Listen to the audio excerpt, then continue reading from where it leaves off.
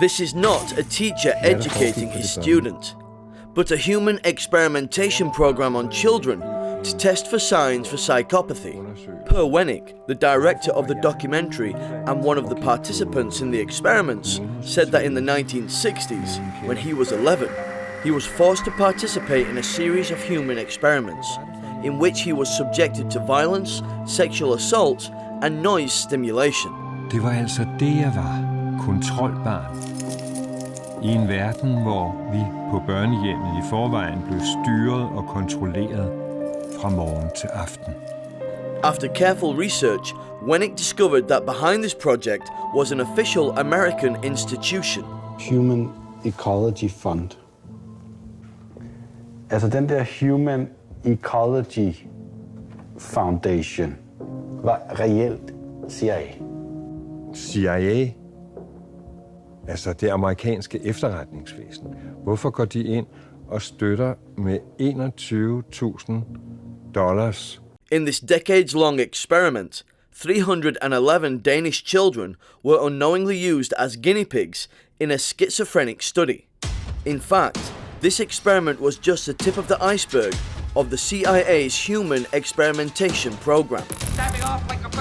The film One Flew Over the Cuckoo's Nest is based on the novel of the same name by Ken Kesey, who took part in an LSD experiment set up by the CIA at Stanford University in 1959, and this novel is an interpretation of his memories.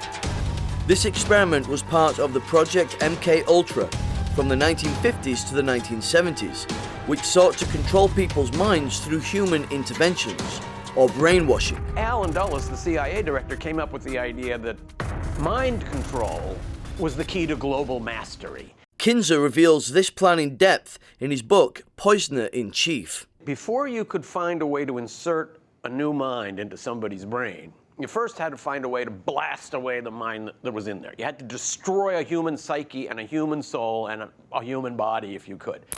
The project acted as a license to kill by the US government. It could not only use prisoners or captured civilians for experiments within the US, but also tortured prisoners of war and refugees in other countries. The majority of the subjects were not as lucky as Ken Kesey, and many became mentally disturbed, vegetative, or even committed suicide.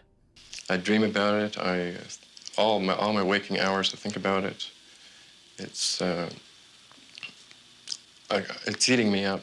I would say it cost me my life. Oh, I can talk. I'll live through it. I'll live through it. I'll live through it.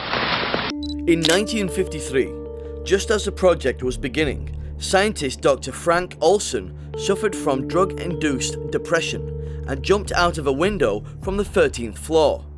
Even so, the project continued for up to 20 years.